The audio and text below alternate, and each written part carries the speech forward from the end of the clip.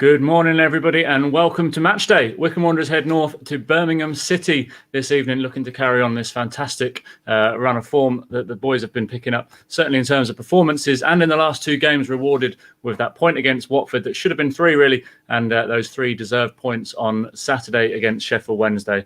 So thanks to everyone who's joining this live stream, because we have an unusual Match Day warm-up with the manager, and he'll be popping on screen in just a second. We'll just give everybody a chance to find us here across Twitter, Facebook and YouTube.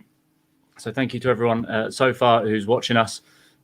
As we say, don't forget to watch tonight's game live on iFollow. So it's free for all season ticket holders. As long as we've got the right email address for you, your iFollow account will be registered automatically to receive access. Okay, so there's no more promo codes. Just log on to iFollow and you'll see you automatically have access. It could take up until an hour before the game, but you will see it. Any problems though, just give the tickets at wwfc.com email address a tinkle and they will be able to help you. If you don't have a season ticket, you can buy a £10 match pass to watch the game, nice and clear.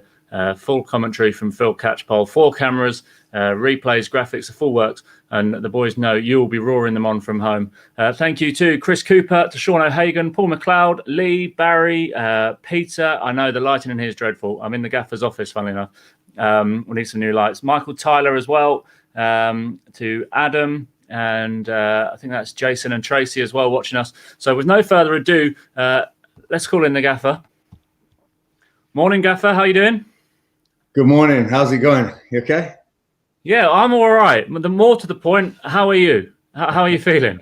Yeah, still in a little bit of discomfort, Matt. It's quite a big up on the Friday, but the win on Saturday made me feel a lot better, and obviously I've been in constant contact with Dobbo and the boys. Got my program off Kian for the rehab, in considering what's happened, great spirits and looking forward to getting back as soon as I possibly can. Yeah, the last time we saw you, you were walking rather difficultly off the pitch after that draw against Watford. Talk us through then the next few days for you. Yeah, you're on operation table and not at the game.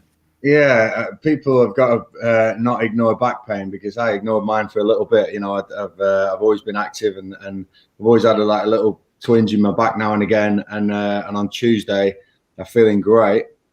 I ran up the stairs at the training ground, actually, just buzzing, because we had Watford on TV and I knew how we were playing. I had a spring in my step as always, and as I ran up the stairs, felt something pop in my back, and probably the realization of actually I'm not 25 years old footballer anymore. I'm in my 40s, and the back pain just initially came on, and people saw me that night. I was struggling. I was gingerly walking around, but obviously I wanted to be there for the boys, and I thought, again, we played superbly. I think, if I'm being honest, I think we played so well in the last 4 games. Sheffield may have been the least of our performances out of those 4 games, but obviously we deserved the win out of across the Reading and the Norwich and the Watford. Playing so well. So your mind's on the game, your mind's off the pain, and I suppose adrenaline got me through. I went for a scan the next day on the back, and they pulled me in and said, "Look, you're going to need surgery on this. This is a mess. Your disc has collapsed into your spinal cord, and it's not looking great." So we talked about epidural, and I said, I'm a football manager. I don't want to be out of work. I don't want to be out for a period of time, and it was, there was talk of an injection maybe to get me through, blah, blah, blah. Anyway, the upshot is on Thursday night, the disc had probably slipped so far into it that I was in a right mess, a real mess, and it's not like me at all. It was a hospital job, another scan. And as soon as they saw the scan on the Friday morning, they took me in for surgery within 6 hours. I was under the knife, because they had to remove this disc that was going onto this cord that could have caused some permanent damage. So it was absolutely a testament to our medical services in this country, and I can't thank them enough. Whether it's people who work in the private sector, but the NHS sector, wow, they have looked after me no end. You know, I was lucky to have one of our club doctors, Carl Walden, works out of the Royal Barks at Reading, and so it was nice to see a friendly face. But the amount of painkillers I was on, I don't really remember too much about it. But yeah, just wanted to get home then, watch the game in hospital, as we all know, and yeah, real put a smile on my face. Probably boosted me and got me home a bit earlier. But I've got strict instructions from both doctors and Rob Curry, who rang me up and gave me a rollicking, really, to say stay at home rather than anything else. He said, "We need you. We're going to need your energies this season. So make sure you're following doctor's orders." So yeah, gonna be definitely out for tonight.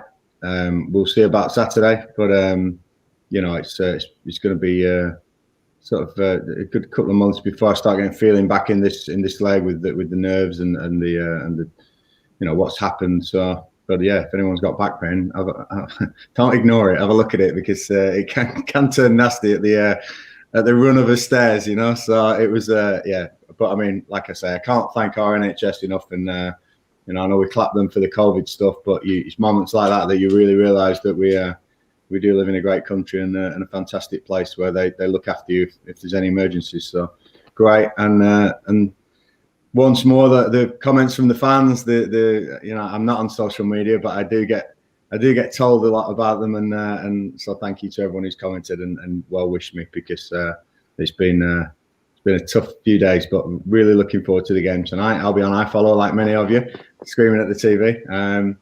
And I'll be in constant contact with Josh Hart, our analyst. My phone will be on the whole game, and like I was Saturday, you know, Josh is a direct link to Dobbo on the touchline as well. You should notice Dobbo's got the earpiece in, so we're in constant contact, and yeah, it's great to see the boys really competing. We can and we will compete at this level without a shadow of a doubt, and I firmly believe we will stay up. So.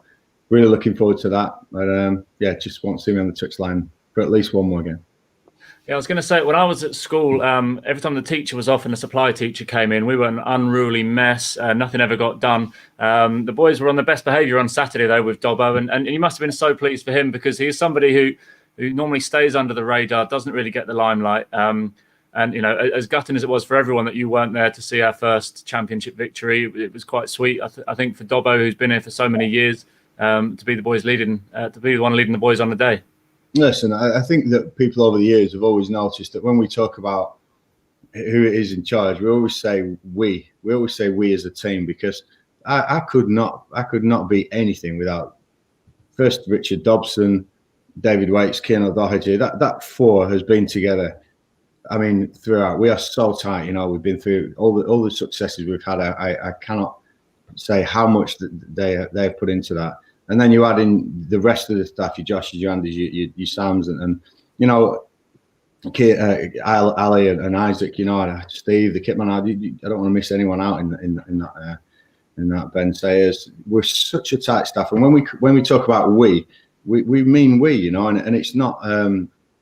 Yeah, I'm the lucky one sometimes, or maybe the unlucky one sometimes that has to be at the front of it all. But it's a real team effort, and me and Dobbo have been together from the day of when Gary left. We sort of had a chat that weekend saying, look, we don't know what's going to happen. If it's you, I'll back you. If it's me, you'll back me. And we've stayed like that throughout. And I couldn't have a better number two. Honestly, I could not have a better number two. I've got the best number two in the football league. He's one of the best coaches I've seen as a footballer. He's one of the best coaches, Dobbo, without a shadow of a doubt. He's very astute. He knows exactly what I want and puts it into footballing terms for the boys to understand on training pitch. He's magnificent with the set pieces, you know, what we do. And it's funny because I rang Josh up on Saturday and I said, Josh, the midfield look really leggy. I said, Dennis looks a little bit leggy. I said, he's a young lad, he's played a lot of games. And within 12 minutes, I think Dobbo had changed him in the second half. And I rang Josh, and Josh said, yeah, I didn't tell Dobbo. He said, but he's done it anyway. I said, so, I mean, those kind of things are like, that's what we see together. We both see the same things. And I'd have done exactly the same substitutions as Dobbo. You know, I'm still in constant contact with him. We're FaceTiming every day. He had the tactics board on FaceTime the other day, and we're talking about how we're going to play tonight. You know, so picking the team, I'm still in and the tactics. But it's never just me. There's always opinions. It's always me who makes the final decision if there's an argument or if there's a debate. I'll always make that final decision. But usually we're all on the same page. We're all, because we know what we are, we know how we play, we know what players we've got in the squad and what they're capable of. Usually we're really aligned in what we're thinking. Myself, Dobbo and Josh are huge on the tactics. We really work hard, and I've got to watch a lot more of Birmingham than I probably usually would as well, which is good. So again, I've given some insight in what I think tonight. So yeah, win, lose or draw, it's us together, and lose, I'll take it. Because that's me as the manager. Win, I love everyone taking it. Go for it. It's great. It's a team effort, and I love seeing the smiles on their faces, and it's brilliant. It's going to be great to see him tonight again, and I'll be ringing Dobbo this afternoon. I'll let him have a little lie in because I know he's got a late night tonight, but I'll be there with him. Don't worry about that. Yeah, let's talk about the game tonight in Birmingham. I think they've won the last couple of games. They've had such a sort of turbulent few years with changes of manager, but with Aitor Karanka coming in, who'd done a really good job previously with Middlesbrough. It's a tough test, isn't it? And when you look down their squad list, some real accomplished Championship players and Premier League experience in there as well. Yeah. The manager, let's start with him. Wow, I mean, promoted twice, I think, with teams to the Premier League. He has his really distinct style of play. I don't want to give too much away because they might get hold of this. I'm sure they'll be watching everything. So we've looked at that as well, and we've found ways that we think we can exploit that. But also they're dangerous. Set plays, they're very dangerous. They've scored crosses into the box. They're big lads. They're going to need some serious work on their organisation from set pieces. Huddersfield and Preston were very different games which they played in. So there's some fantastic players. I mean, you said Djukovic, and you're talking. Is he still in the Premier League? No, he's in the Championship, and he's playing against Wycombe Wanderers tonight. So that's the type of player that we're coming up against. There's players from Real Madrid playing tonight in his team, but there's some great players in the Wycombe team as well, and there's a fight and a spirit that the Championship, I believe, only has in a few teams. I think there's a few teams that are very Premier League, set up for the Premier League, and are very sort of chess orientated almost. It's a tactical game. It's a real football and purist game sometimes, and we're not going to be able to do that yet. We dream about going to them levels, but the fight and the spirit, and when we make these games and the passion and that defending on Saturday against Sheffield Wednesday in the second half was very reminiscent of last season in a few games, and Wembley especially. People like Anthony Stewart really getting back to the best of his form and throwing himself in front of things, and Ryan Allsop, the solid keeper we've got. And they've all stepped up to Championship level, and it was brilliant to see Curtis Thompson have such a fantastic game, and the comments about Curtis afterwards. But it's not just Curtis, there's so many of those boys been told that they wouldn't have a career in League Two, and it's just brilliant to see. It's just awesome that we've got this togetherness. Oh, my dog's just trying to get in the air, It's brilliant. We've got this togetherness that will see us through in the Championship without a doubt, and we can build again. But to your original question, St Andrews, Aitor Karanka, I'm gutted I won't be meeting him because I've got a huge amount of respect for him. But it's going to be tough. Every single game is going to be tough, Matt. But again, we're on a good place. We're in a real good place. I think the last 4 or 5 games have shown that, and we can replicate what we've been doing. We'll be fine. Talking of Premier and Premier League and Championship experience, you let slip to the media last Tuesday that you were hopeful of bringing in a reinforcement, somebody with a Championship experience. Surely, Gaffer, with everything that's been going on with you the last week, you haven't had time to strengthen the squad, surely? Well teed up, Matt. Well teed up. No, we've signed a player yesterday. So we signed Gareth McCleary from Reading. So Gareth was non-contract. He was a free agent, which was great. So there was no real major panic towards the end of the window. We had Gareth in the bag. We had a couple of other players as well who wanted, but Gareth came in, trained, showed just how fit he still is and what he can contribute. And this guy's played Premier League. He's played a lot of Championship games, but more importantly as well, Gareth has played at some of the lower levels as well. He knows some of the boys. He knows how to dig in. He's a voice. He's going to be a leader, and he'll say how it is, Gareth. You know, I think he's going to be a huge asset to us. 33 years old, so the bit of that experience that we're going to need. And he's admitted he's not match fit yet. You know, he's going to need a couple of weeks because he hasn't played. He was in and out at Reading last season, but the way he conducted himself when he was out the team was just superb. And it's the Wycombe way. He fits Wycombe. So yeah, Gareth's here to the end of the season, and it's the first Gareth I've signed, so that could be confusing. But he's definitely going to be in and around that first team very soon because we need the players who can compete and survive at this level. Yeah, I was going to say a 30-something winger called Gareth. I just can't see it working at Wycombe Wanderers. You know, he's a young pup. Don't worry about it. I think I was 36 when I came out, so there's plenty of time yet. Yeah, and of course, you know, there's always a lot of chat around deadline day, isn't there? And the rush almost to get deals done. And you've always been patient, haven't you? And kind of abided by the rule that if the one that you want isn't available, you know, don't just sign somebody for the sake of it, because as you've alluded to, resources are tight. You can't have players here that don't fit the mould. But these free agents that are on the market, you know, when they do come available, are ones that you can keep an eye on. Yeah, and as a football manager, sometimes deadline day is your most stressful day. But I think in your head, all these courses I go on and all this mental work we do, and Misha Jervis, who's popped in, and she's a sports psychologist that Rob's give us the go ahead to get in this season. You know, Misha's a fantastic person as well. Give us more on the mental side of things. I think over the years I've learned to control the emotions and control the. You know, you have to sign someone just because it's deadline day and everyone else is signing something. I think that over the years I've got to the grips of I don't have to do what everyone else is doing. We're Wycombe. When have we ever done what everyone else does? You know, so you know we had some great deadline signings. You know, Namdi was very close to deadline last year, and I remember right back in the day, Scott Cashcott, Dominic Gabe, you know, right on deadline day from Southampton. Jason McCarthy coming back on deadline day. Alfie was, I think, the Thursday before deadline day. So we've had some brilliant ones, but this time we didn't. But it was no panic. You know, I knew that free agents, with the way football's gone and the way the squad caps have gone and the budget caps have coming in now, I knew there would be plenty of free agents out there. And it was about getting the right one, location-wise.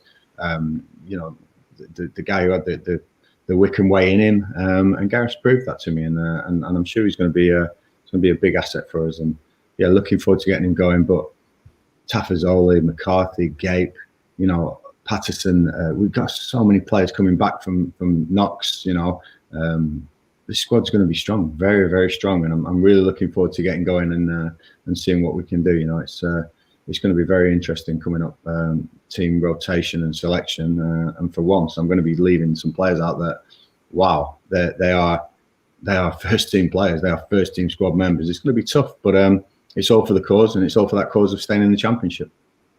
Fantastic. I think I can flash a photo up of Gareth. Here he is from yesterday, looking pretty lonely without you, Gaffer, there. You're normally with an arm around the shoulder or a handshake there, but there he is, the official first photo of Gareth McCleary, the new Wycombe Wanderers signing. And Gaffer, we're going to let you go there. I think you've got a dog that wants attention. You've, as you say, you've got some preparations to do with Dobbo and the rest of the staff. So you're getting a walk, I tell you that. It's been a few weeks before I can walk her again. That's what I think she's not. But listen, just want to say we're in great hands. You know, I've stood on that touchline and Torquay and the first game away at Dagenham, how far we've come. And there's one guy always been stood next to me, and it's been Richard Dobson. And so we're in such safe hands. He's a great guy. Great guy, and I couldn't be happier. And just get behind him, win, lose or draw, support Dobbo and the team, and because I'll be doing that, and we'll be just fine. Thank you for all your support. I wish you could all be there at the games, because that's my biggest thing. I don't regret anything in life, but it's getting close to this, letting the fans back in, because you deserve to see Championship football. You've been with the club for so long. Thank you for all your support, all your kind words, and we will give absolutely everything to make sure that we're Championship next year. So you can damn well come in next year. I tell you that. Fantastic, top man. Thank you very much, Gaffer. We'll be in touch very soon, and hopefully see you back on the touchline before long. Thank you. All right, take care.